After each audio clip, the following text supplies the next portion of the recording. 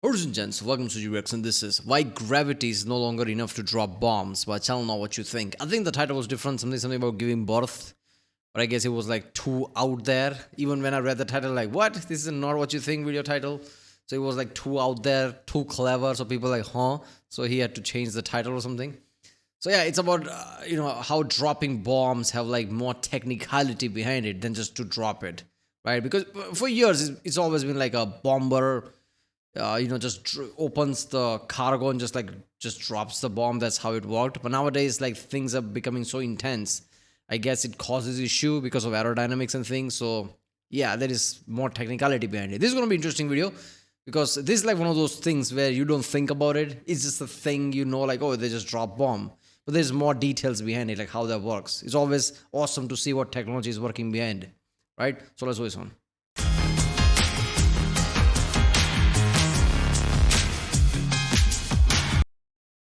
Remember, if you like my Rickson, don't forget to like and subscribe so I know which type of videos to react to more. I like watching military tech videos.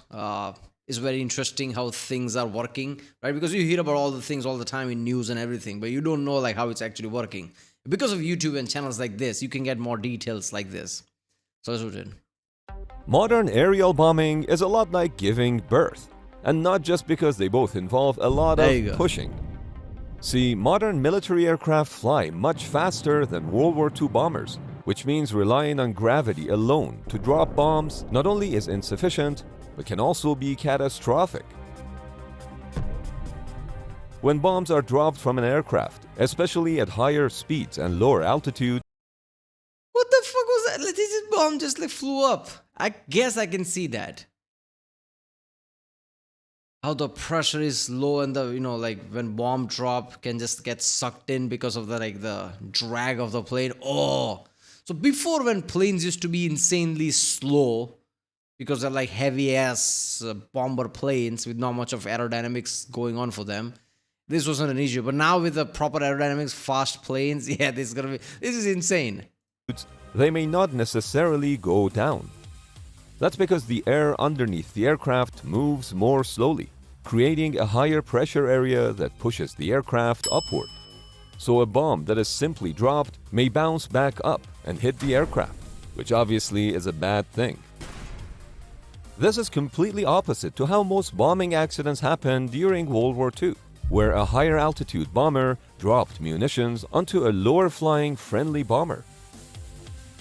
In the modern jet bomber era, bombs can travel sideways, potentially striking nearby aircraft flying to their side. And that's why in some You know what luck? What luck that is, that clip right there. Plane is flying below shore, but it's at an angle. Bomb had to fly exactly right to blow the wing. That's insane. of dropping bombs, modern aircraft have to push them out. We'll get to premature delivery and post-operation damage assessment too. But why modern bombs are sometimes pooped out from cargo planes? Why some of the Oh yeah, I love that, right? Like there was literally things that pushing down, right? Like you don't see that when like, but now it's one of those things. Once you see it, you're gonna see that every time they show clips like that. And yeah, it makes sense. Like cargo planes like C-130, right? Like what was it, Rapid Dragon and things like that, literally dropping the cargo from behind, so they don't have this issue. bombs are tossed up instead of being dropped down. How dumb bombs were made smart using light. And why penetration is getting much harder for aerial bombs is not what you think. Before dropping bombs, the F-35 must open its weapons bay doors, which is a technological miracle in and of itself, considering that the aircraft flies at Mach 0.09. In fact, the bomb bay doors on both the F-35 and F-22 can open even when traveling at supersonic speeds of Mach 1.5 and above. You might be wondering how these doors don't just rip up at such high speeds. Well, that's American defense engineering for you. And according to the I mean, a lot of things surprise me. That's not one of them, right? Obviously, the modern material science, right? And like, yeah, we can figure that out. That's yeah, the level of pressure because you've seen a lot of like heavy industry equipment where how people lift ridiculous amount of weight, how people crush ridiculous amount of weight. When it comes to that with the modern science, yeah, we can make doors that can handle that level of pressure. Makes sense. Comment section, the reason why Americans don't have free healthcare. Nevertheless, when the munition separation goes right, it's fast, it's angry, and it's ready to ruin someone's day. While this bomb separation from the aircraft looks effortless and incredibly smooth, it's actually really hard to achieve. A premature delivery can be catastrophic. In fact, before any bombs get Yeah, that was unreal. Tell me that was unreal. paired with the bomber aircraft, a lot of scientific research must occur in order to prevent this from happening. This research includes countless separation tests that are conducted over drop pits and wind tunnels, using various bombs and aircraft types. A special movable support beam moves the test munitions as it would in real flight. Yeah, I just thought of something. Have you ever, as a kid, tried to throw something out while the car is going high enough speed, like 60 miles per hour plus, and open the window, try to throw something out? You know, if you wanted to throw something out, probably something like, I don't know, polythene bag or something. Littering is fucked up, but it's like when you're a kid, right? Like you don't care, but you're a kid. You realize as soon as you throw something out, it comes back inside, right? So you really have to put a force into it. This is basically similar shit at the larger scale. They would literally push the bomb down so it doesn't come back like that. During these wind tunnel tests, everything is accounted for, including how the munition would behave around the weapons bay doors while traveling at various speeds. The information gathered from such tests helps identify any potential problems and offers solutions to make sure that the bombs fall down and not upward toward the bomber itself. Only after these experiments have been concluded can the aircraft drop bombs during live flights. Imagine they did that shit with an F-22 and F-22 blew up. They're like, we don't have that many F-22, man. What the fuck you doing? That's a costly mistake. Imagine if that happened to B-2 or B-21. Those are proper bombers. Like, I don't know. Would that happen to them? I don't know. But same, if they're going high enough speed, like same thing would apply. I don't know. Imagine that shit. Like, okay, multi-billion-dollar plane just got destroyed because of this mistake. The bombs are secured to the aircraft with a specific mechanism called the ejection rack, which serves a dual purpose. First, it holds the bomb secured to the aircraft. The second function is to push the bomb away from the aircraft. Aside from missiles, which are self-powered, all other munitions have to be physically pushed away from the aircraft's slipstream with the help of 4-inch pistons. While there are many different types of ejector racks on the market, some of them use small pyrotechnic devices which tend to be the most reliable. Yes, they literally blow up small explosive devices in order to drop bombs from the aircraft. Now, to be precise, these are... It depends, right? Like when we say blow up, we just assume fire and fury, but it's an explosion. It could be something like a pressure, right? Certain chemical, when they explode, doesn't really create fire, but just create an pressurized, literal. That's what explosion means. Pressure to push it back. People say, oh, it uses explosion, so it uses this fireball, pushes the weapon. Wouldn't that explode the missile? No, it's not really a fireball. That's not what explosion means. It's just one of the thing, right? An explosion is just basically implosion, explosion. When people think of implosion, they just think this is, like imploding from inside. Explosion is similar thing. It doesn't have to have fire and all that shit. It's just a shock wave in a way, right? A lot of chemicals can create that kind of shock waves without actually creating this fire. Small gunpowder cartridges that detonate upon receiving an electric charge and kick the pistons, which in turn push the bomb away from the aircraft. This way, the bomb doesn't get sucked into the airplane's slipstream and doesn't fly against the body of the aircraft. How many clips you have of this? But why not just poop bombs from the rear of the bomber, so it would be impossible for them to collide with the aircraft? A few decades ago, the technology to open bomb bays at supersonic speed did not exist. So one possible solution was to position bombs at the rear of the aircraft. In fact, the A5 Vigilante had a bomb bay that was positioned between its two engines. Wait a minute, isn't that problematic? These two giant engines and the bomb. What if like I don't know? What if isn't there a high likelihood like jets from those could like damage the missile itself if it's like wobble a bit? I don't know. A small explosive charge would push the nuclear bomb away while traveling at supersonic speeds.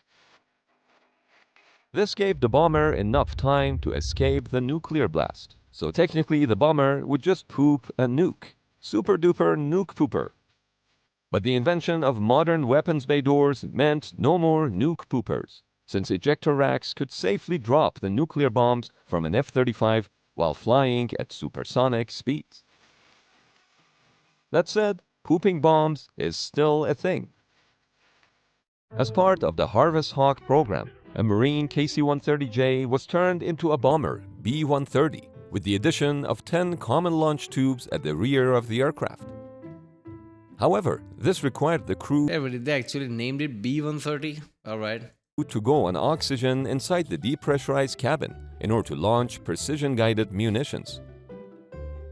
But later, this problem was fixed with the conversion of a side door to hold 2 pressurized launch tubes to drop bombs from the side of the aircraft. Eventually, the Why not use AC-130 and put those bombs inside those howitzer and fucking jam at people? There you go. I know that's stupid, but still. rear door was replaced with 10 launch tubes, which turned the C-130 into an explosive poop monster. The C-130 drops GBU-69, which can be pushed out of the common launch tubes or alternatively dropped conventionally. The GBU-69s deployed from the launch tubes of the AC-130J are capable of quietly reaching targets from standoff range. These glide bombs are specifically tailored for Special Operations Forces missions, as they can hit moving targets. Ensuring that bombs don't hit the bomber upon being released is only the first step. The next challenge is to hit the target accurately, and even harder than that is to penetrate a bunker, a topic I've saved for last. In order to better understand the accuracy of modern bombs, we need to know how inaccurate conventional bombing is. Bombing a target accurately is complicated because airspeed, direction, wind, and atmospheric conditions greatly impact the fall of munitions and where they land. In fact, a World War II bomber flying at 20,000 feet had less than a 2% chance of hitting a 100 square foot target. I mean, yeah, it's in the name. They literally carpet bombed it, right? They didn't care. They're just like, okay, I'm just gonna throw this shit. Like maybe one of them will hit it. Why not? Due to this inaccuracy, it took hundreds of bombers to attack a target in World War II. This also meant that civilian casualties were almost unavoidable. Similarly, during the Vietnam War, aerial bombing remained highly inaccurate. In fact, in the case of Thanh Hoa Bridge, more than 600 American aircraft flew over 800 sorties, trying to destroy the bridge. What? And they kept missing it while they lost 10 of their own aircraft over the course of 3 years. What the fuck? That's insane. Like send 2-3 Brad Pitt looking people and just like put explosive there or something. That's more efficient. That's insane just to destroy one bridge. So artilleries were like inaccurate as fuck. Carpet bombing was inaccurate as fuck. So that's what most of the war is. Missing a lot of bombs and just like collateral damage. That's it. But with the invention of laser-guided bombs in 1972, it took just 1 day for 11 F-4 Phantoms armed with 24 laser-guided bombs to destroy the Thanh Hoa Bridge. The destruction of the Thanh Hoa Bridge was a pivotal moment in history of aerial bombing, because from that point forward, smart bombs set the new standard of how aerial bombing should be done. Today, smart bombs are also called guided bombs, guide bomb units, or simply GBU. During Operation Desert Storm in Iraq, precision-guided bombs were responsible for destroying 40% of all the targets, while they only accounted for 10% of the total bombs dropped. GBUs are incredibly accurate, to the extent that the US Air Force once dropped a 2,000-pound bomb inside a building's elevator shaft in Baghdad. Modern laser-guided bombs, or LGBs, rely on the Paveway series kits, which transform dumb bombs into smart bombs. This is how a laser-guided bomb works. A targeting pod on the aircraft or someone on the ground paints the target with a laser light, and the bomb seeker detects and tracks the reflected laser energy to guide itself toward the target with the help of control surfaces at the rear of the bomb. Dumb bombs had a circular error probability of about 400 feet, but laser-guided bombs had a CEP of just 20 feet during the Vietnam War. The one downside of the LGBs is that they don't work in adverse weather conditions. That's because the laser may not be able to illuminate the target in rain, fog, or a thick cloud cover. As a result, the true game changer was the GBU-32 Joint Direct Attack Munition, or JDAM kit, which could be paired with conventional Mark AD bombs. The GBU-32 was guided by inertial guidance coupled with GPS that commanded the There you tail go. control system. Yeah, so obviously laser guideds were like the next level of shit before where people were just winging it.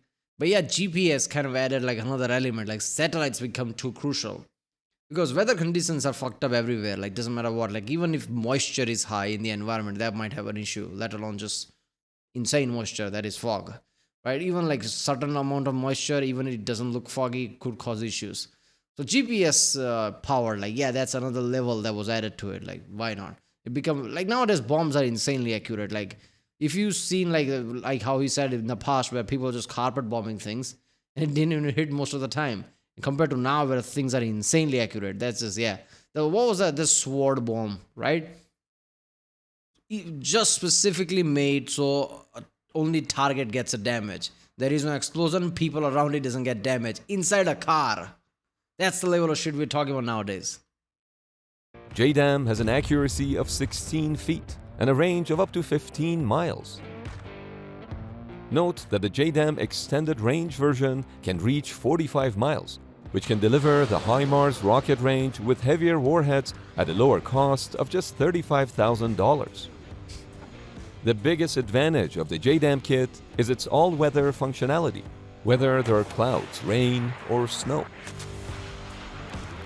This may address accuracy, but how can you extend the range of a falling bomb? If a bomb needs longer range, you can turn it into a glide bomb by adding wings. For example, the AGM-154 Joint Standoff Weapon glide bombs have a range of up to 80 miles. But this comes with a higher price tag and can cost upwards of $750,000, depending on the version of the bomb. Of course, nothing beats the range of air-launched cruise missiles, with a massive range of 1,000 plus miles. That said, they carry smaller warheads, not to mention that they're over 10 times more expensive than smart bombs. The biggest advantage of cruise missiles is that, given their long range, they significantly reduce the risk of the bomber aircraft being shot down. Yeah, the cruise missiles might as well be a plane in itself. It's like a drone, why not? Because it's literally just that, with a proper engine in behind, just like cruising long distance. But of course, it's going to cost a lot. It's not just basic, just missile with certain type of guidance system. No, it's a proper, like, yeah. An important step after dropping bombs is damage assessment. Was the target hit or not? But bombing doesn't really need to be super accurate if you're deploying a nuclear bomb. A nuclear explosion. Yeah. Okay, let's get the damage assessment. Like, what the fuck? Can't even see anything. It's just rubble everywhere. Did we even hit the target? No.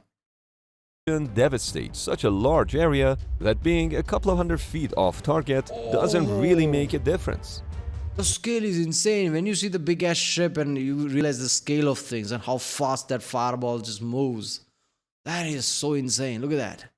Nukes are terrifying. That said, beware of dangers of a premature delivery, which could result in the bomber aircraft itself being hit with a nuclear blast. This is why toss bombing was invented. In order to buy more time for the bomber aircraft to escape, the bomb is tossed up into the air, which then follows down on an arc path. This buys the pilot sufficient time to escape the blast range of a nuclear or other powerful conventional bombs.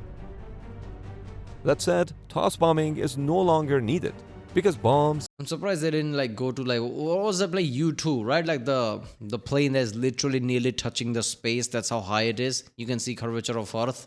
I'm surprised they didn't use that to throw nuclear bombs because with that one like you're probably fine. But then again, like accuracy is probably like really compromised.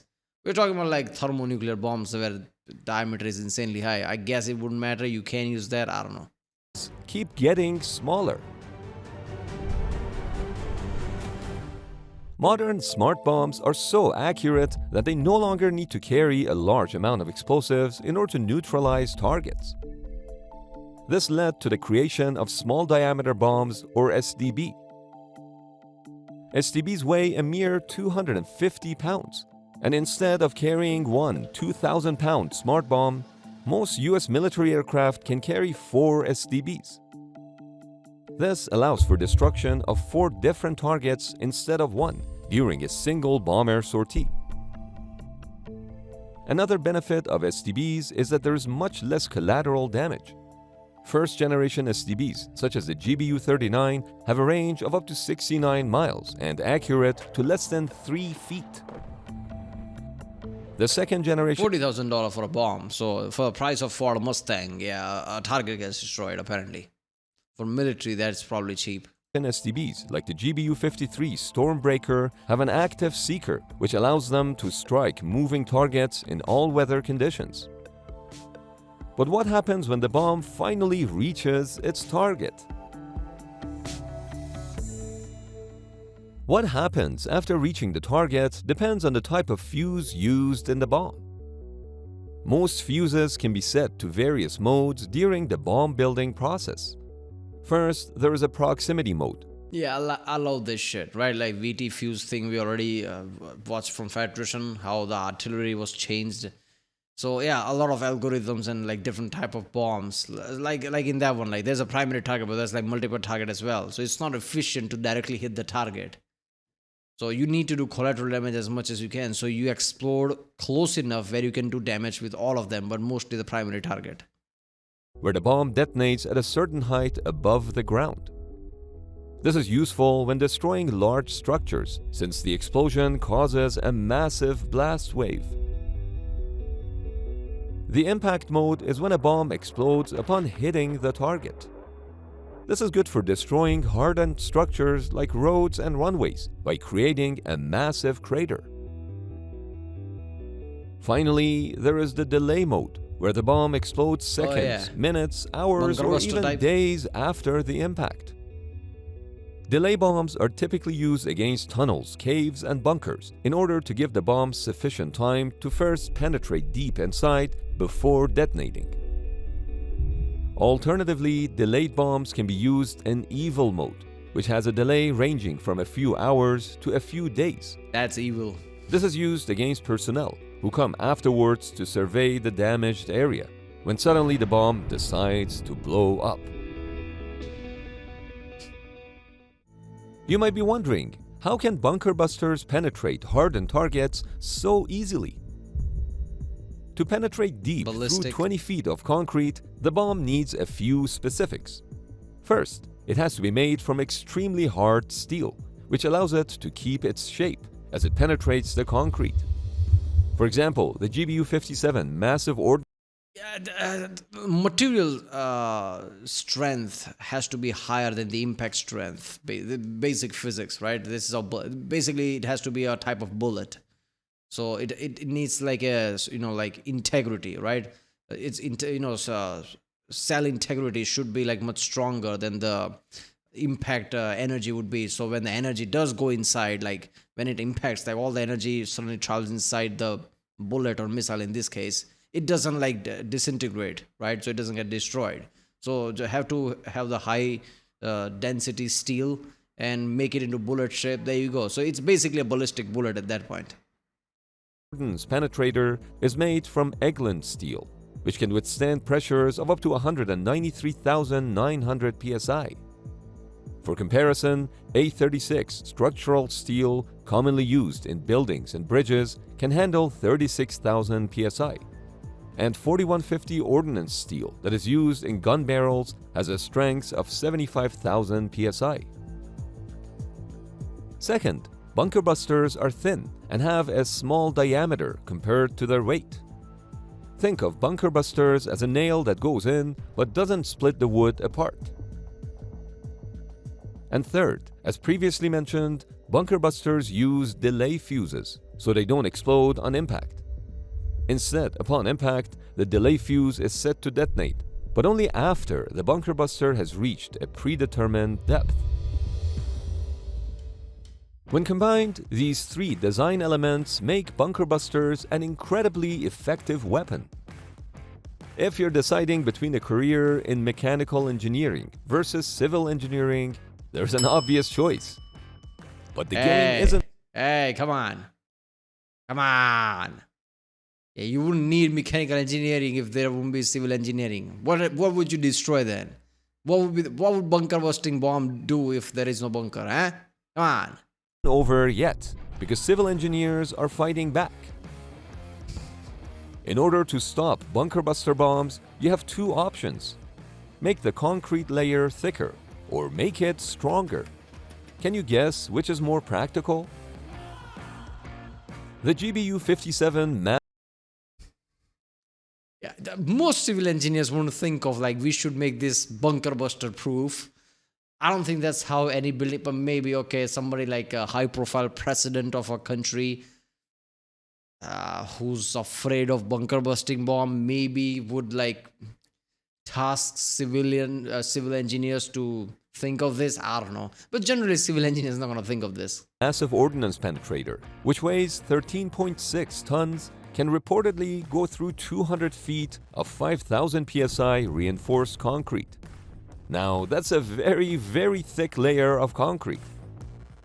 But going from 5,000 psi to 10,000 psi, you only need a 25-foot layer of concrete. So making stronger concrete is the way to go. And that's exactly what civil engineers have done. The new ultra-high performance concrete is 4 times stronger than traditional high-strength concrete. Okay. The I know ultra-high that. performance Yeah, this was done for how much of a bunker busting risk that is a civilian. Yeah, I think this is more of an offshoot, right? Because creating a stronger concrete is always the goal for many things, from dams and everything, right? But this is just one of those things like, sure, it can also do this. concrete doesn't use rebar. Instead, it uses millions of small metal fibers, which give it Yeah. a strength of over 30,000 psi, compared to traditional high-strength concrete of 5,000 psi. Currently, the strongest concrete in the world has a strength of 50,000 psi, which was achieved under laboratory conditions. So, hypothetically, you'd need a relatively thin layer of the strongest concrete in the world in order to Yeah, money would take to build that bunker would be immense, by the way. stop the most powerful bunker buster ever made.